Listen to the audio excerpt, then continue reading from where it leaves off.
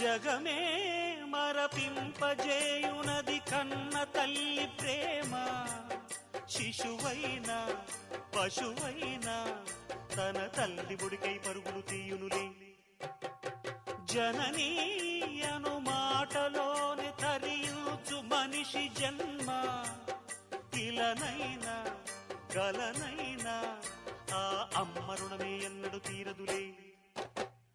ప్రాణం నా ధ్యానం మా అమ్మ కోసమని, ఉన్న బ్రతికున్న మా అమ్మే లోకమని.